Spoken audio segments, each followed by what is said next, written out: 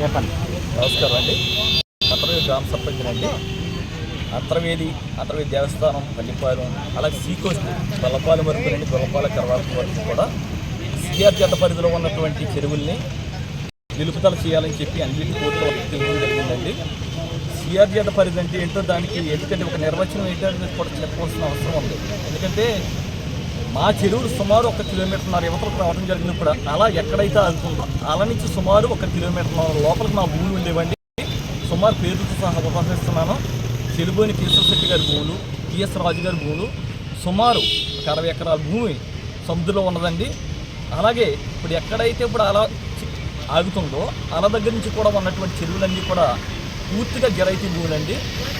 దీనికి ఏంటంటే ఎన్జీటీ పరిధిలో ఎన్జీటీ కోర్టు వేసినటువంటి వ్యక్తి ఏంటంటే సిఆర్ జడ్డ పరిధిలో పట్టుకున్నారు. సిఆర్ జడ్డ పరిధి అనేది ఒక నిర్వచనమే తెలియనటువంటి పరిస్థితి. దాని మీద మేము కోర్టు కూడా వెళ్తాం జరిగిందండి. కోర్టు కూడా స్టే ఇవ్వడం జరిగింది.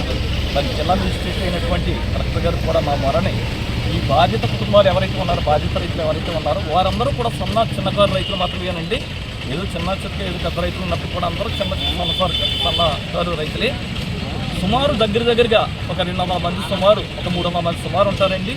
ఆ 300 మంది కుటుంబాలు మాత్రమే కాకుండా ఆ చెరువుల మీద పనిచేసేటువంటి చాలామంది కార్మికులు సుమారుగా ఒక 1500 కుటుంబాలు ఉంటాయండి. 1500 అంటే 6000 మంది. అలాగే ఎలక్ట్రీషియన్స్ రకరకాలుగా ఆ చెరువుల మీద మత్స్యకారులు, అలాగే చాలామంది కూలీలు చాలామంది ఆధారపడి జీవిస్తున్నారండి. అటువంటి కండిషన్స్లో సుమారు ముఖ్యంగా ఆ భూములు ఏవైతే ఉన్నాయో పూర్తిగా చౌడు భూములు, ఖరీఫ్ కానీ రబీ కానీ కమర్షియల్ క్రాప్లు కంటే పండేటటువంటి భూములు కాదండి. అవన్నీ కూడా పూర్తిగా చౌడు భూములు. ఏ రోజు కూడా ఎకరం భూమి మీద 1000 రూపాయలు వచ్చినటువంటి పరిస్థితులు లేవు. అటువంటి కండిషన్స్లో ఏమన్నా భగవంతుడి దయ వల్ల చెరువులు రావటం, ఆ 30 సంవత్సరాలుగా కూడా టైగర్ రొయ్యల్ని అలాగే వనామరీలు పండించుకోవడం జరుగుతుందండి. అటువంటి చెరువుల్ని ఆపుదల చేయమని చెప్పి అన్నిటి కోర్టు ఇచ్చడం జరిగింది. మా కోర్టు స్టే ఇచ్చిందండి.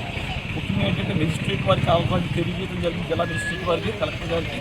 అలాగే ఈ ద్వారా మేము మళ్ళీ ప్రభుత్వానికి కూడా చంద్రబాబు నాయుడు గారికి, డిప్యూటీ సీఎం గారికి, అలాగే మన జిల్లా మంత్రివర్యులు సుభాష్ గారికి, అలాగే కందులు దుర్గేష్ గారికి, అలాగే తదితర ప్రజాప్రతినిధులందరికీ కూడా మీ ముఖ్యంగా మేము తెలియజేస్తున్నామండి.